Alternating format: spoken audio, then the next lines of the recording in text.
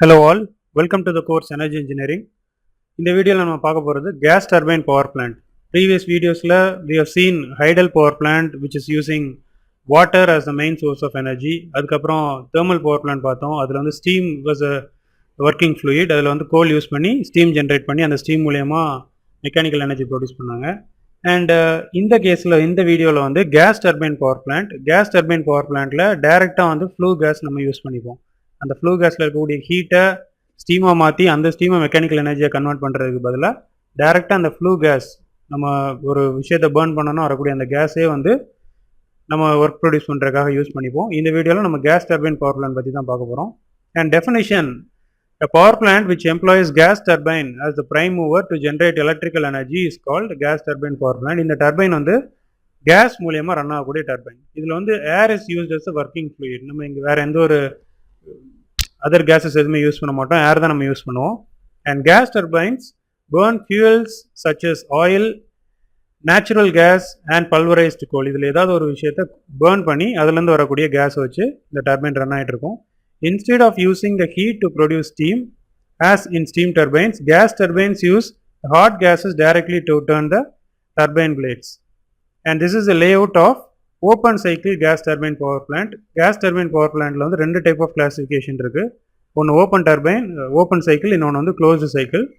So first open cycle அப்படின்னா இதுலேருந்து வரக்கூடிய அவுட்லெட்டை நம்ம அப்படியே வெளியில் விட்டுருவோம். ஃபைனலாக வரக்கூடிய அந்த ஃப்ளூ கேஸ் வந்து என்விரான்மெண்ட்டுக்கு போயிடும். அது வந்து ஓப்பன் சைக்கிள். க்ளோஸ் சைக்கிள் அப்படின்னா அதில் இருக்கக்கூடிய ஒர்க்கிங் ஃப்ளூயிட் வந்து கண்டினியூஸாக உள்ளே ஆப்ரேட் ஆகிட்டு இருக்கும்.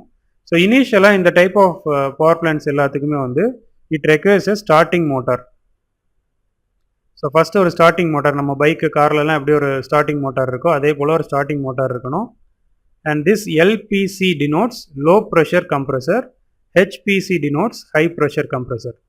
ரெண்டு கம்ப்ரெசர் இருக்குது, low pressure compressor, high pressure compressor. And HPT denotes high pressure turbine, LPT denotes low pressure turbine.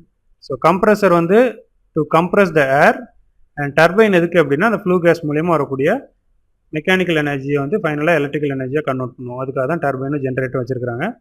So இனிஷியலாக will have air from atmosphere. நம்ம இந்த ஸ்டார்டிங் மோட்டரை வச்சு ஸ்டார்ட் பண்ணது இந்த கம்ப்ரெசர் சுற்ற ஆரம்பிச்சிடும். ஸோ சுற்ற ஆரம்பிச்சது என்ன ஆகும் அப்படின்னா அட்மாஸ்ஃபியர்லேருந்து ஏரை வந்து எடுத்துக்கும். ஸோ ஏர் வந்து அட்மாஸ்ஃபியரிக் ஏர் வந்து இந்த கம்ப்ரெசருக்குள்ளே போகுது. ஸோ அட்மாஸ்ஃபியரிக் ப்ரெஷரில் இருக்கும். அண்ட் இந்த கம்ப்ரெசருக்குள்ளே போனதும் it will increase the pressure of the air. So pressure வந்து இன்க்ரீஸ் ஆகும், ஏரோட ப்ரெஷர் இன்க்ரீஸ் ஆகும். ஸோ நெக்ஸ்ட் ஸ்டேஜில் அவுட்லெட்டில் ஹை ப்ரெஷர் ஏர் வெளியில் வரும். ஸோ ப்ரெஷர் வெளியில் வந்தது என்ன ஆகும் அப்படின்னா இந்த ஏரை நம்ம கம்ப்ரெஸ் பண்ணும்போது its pressure will increase as well as the temperature will increase. ப்ரெஷரும் இன்க்ரீஸ் ஆகும், டெம்பரேச்சர் இன்க்ரீஸ் ஆகும்.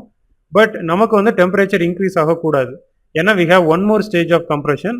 அங்கே தான் வந்து டெம்பரேச்சர் இன்க்ரீஸ் ஆகும். இந்த இடத்துல டெம்பரேச்சர் இன்க்ரீஸ் ஆச்சு அப்படின்னா அடுத்த ஸ்டேஜ் ஆஃப் கம்ப்ரெஷன் நடக்கும்போது அது கொஞ்சம் ப்ராப்ளம் ஏற்படுத்தும். So for that purpose we have a device which is known as intercooler.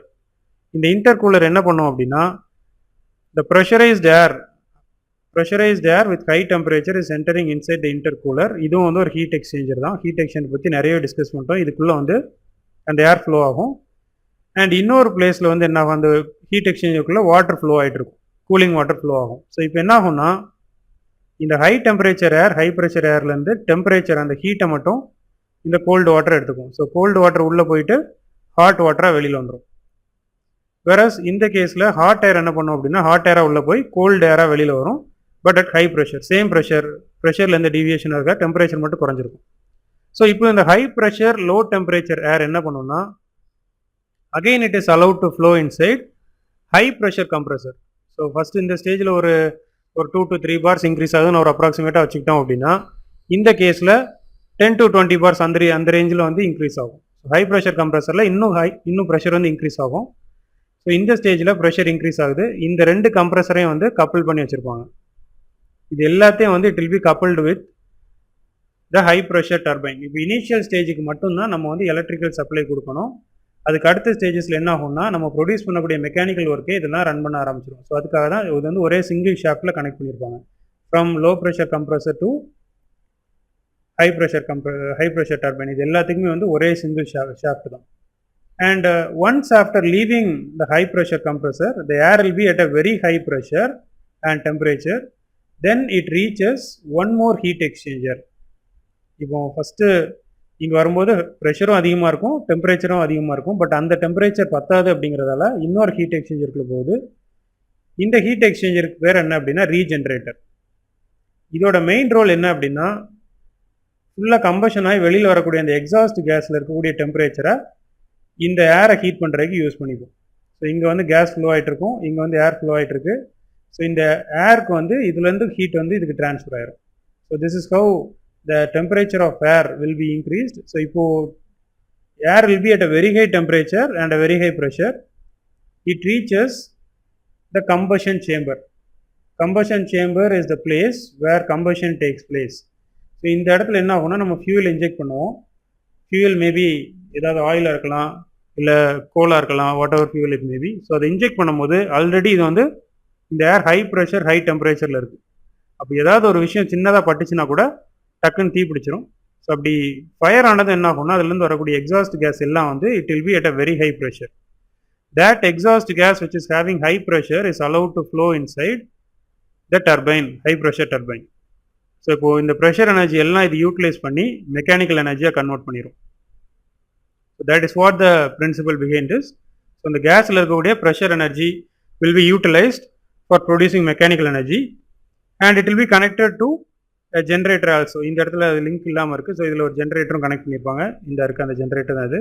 So இது கூட கனெக்ட் பண்ணி we can develop electrical work. Meanwhile, we'll have one more shaft which will be coupled with the compressors.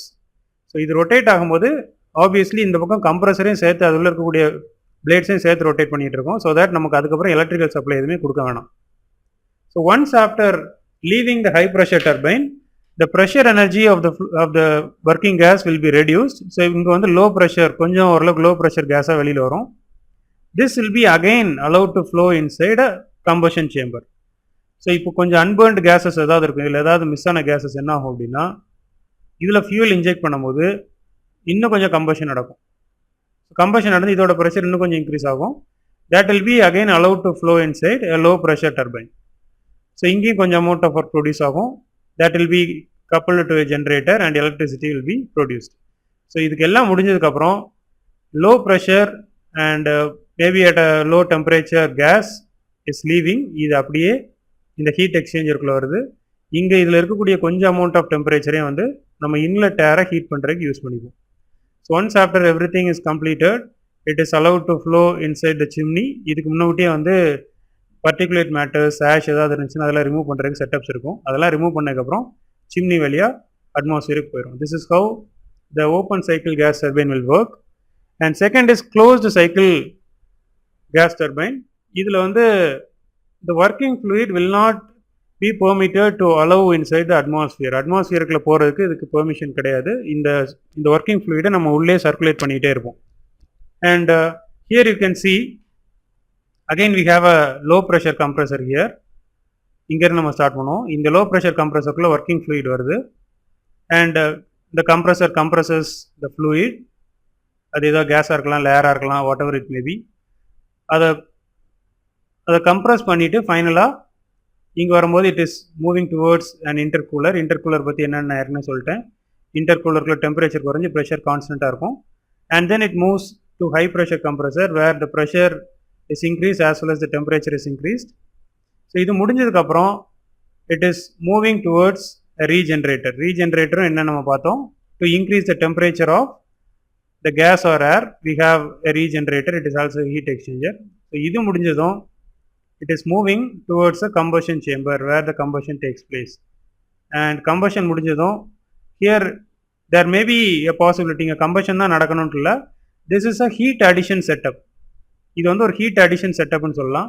என்ன காரணம்னா இங்கே combustion நடந்துச்சுன்னா அது எல்லாமே flu கேஸாக மாறிடும். இங்கே அப்படி நடக்காது. இது வந்து என்ன பண்ணுன்னா if you have some other heat source, ஏதோ ஸ்டீம் டர்பைனில் ஸ்டீம் பவர் பிளான்ட்ல இருந்தோ இல்லை நியூக்ளியர் பவர் பிளான்ட்ல இருந்தோ ஒரு excess amount of heat source இருக்குது அப்படின்னா அந்த ஹீட் சோர்ஸை நம்ம இங்கே கொடுத்துடலாம். ஸோ இன்னொரு பேசேஜ் மூலயமா இங்கே நம்ம கொடுத்தோம் அப்படின்னா it will transfer the heat to the working fluid. So அப்போ இது வந்து இன்னும் கொஞ்சம் அதிகமாக ஹீட் ஆட் ஆகி இதோட ப்ரெஷர் எல்லாமே கூடிரும். So that high pressure gas will then be allowed to flow inside high pressure turbine where the pressure energy will be converted into mechanical energy. And இது கூடவே சேர்த்து லோ ப்ரெஷர் டர்பைனும் இருக்குது. இது முடிஞ்சதும் அகைன் இன்னொரு ரீஹீட்டர் இருக்குது, அந்த ரீஹீட்டருக்குள்ளே போய் ஃபர்தராக ஹீட் அடிஷன் நடக்கும். Pressure will also increased. Then it moves to low pressure turbine. Mechanical energy produce ஆகுது, ஆல்டர்னேட்டரை கனெக்ட் பண்ணி எலக்ட்ரிக்கல் எனர்ஜியாக கன்வெர்ட் பண்ணிக்கிறாங்க. So this is how the entire process will look. இதில் வந்து இதெல்லாம் முடிஞ்சதுக்கப்புறம் லோ ப்ரெஷர் டர்பைன்லேருந்து the used gas is allowed to flow inside regenerator to heat the inlet air. Then it is allowed to flow inside recooler. இங்கே வந்து cooling water supply கொடுத்து இதை திருப்பி கூல் பண்ணி இனிஷியல் கண்டிஷனுக்கே கொண்டு வந்துடுவாங்க. இப்போ இங்கே அட்மாஸ்பியரிக் ப்ரெஷர் டெம்பரேச்சரில் இருக்குன்னா இந்த கேட்டகரி இதுலேருந்து வெளியில் வரும்போது அட்மாஸ்பியரிக் ப்ரெஷர் டெம்பரேச்சர் வந்துடும். Then the cycle continues. Here we are not allowing the working fluid to leave or to enter inside the atmosphere. So இதுதான் ஓப்பன் சைக்கிளுக்கும் க்ளோஸ்டு சைக்கிளுக்குமான difference.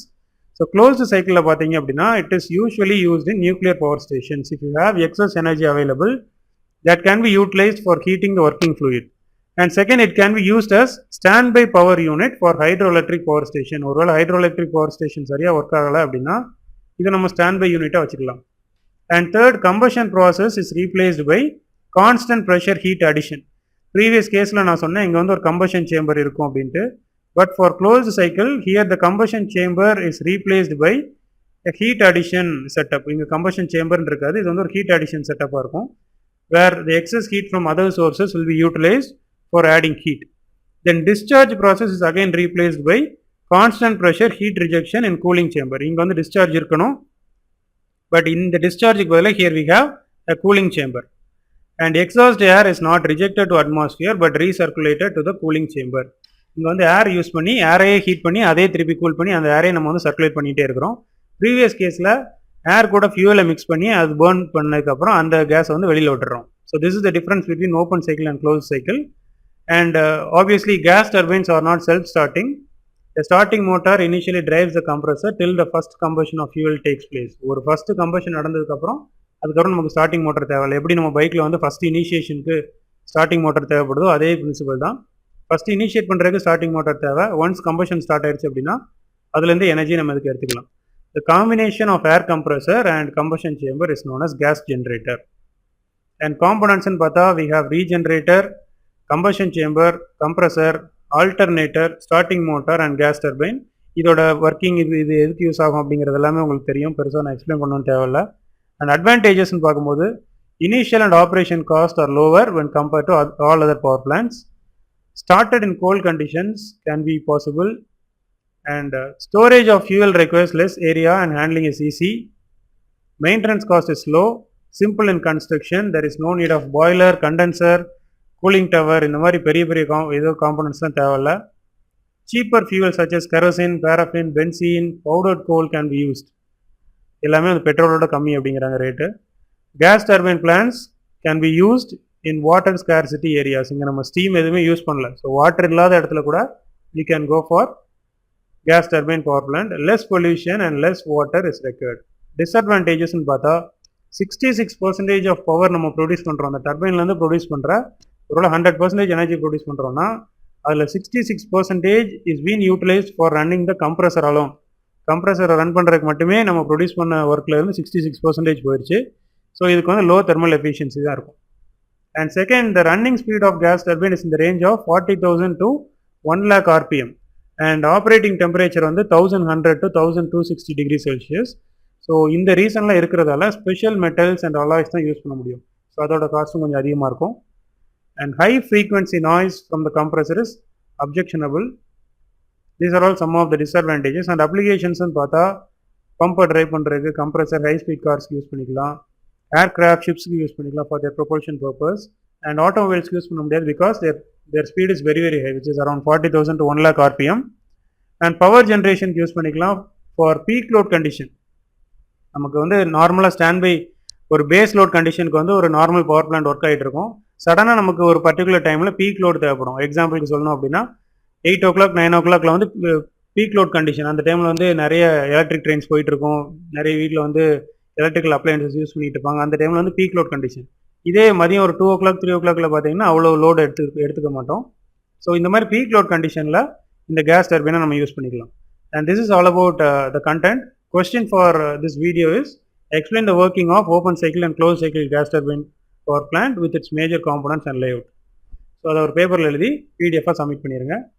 And today's video is all about gas turbine power plant and its types, open cycle and closed cycle, அதோட components பார்த்தோம். And next video we'll focus on diesel power plant. Thank you for watching and complete the form available in the description. Thank you.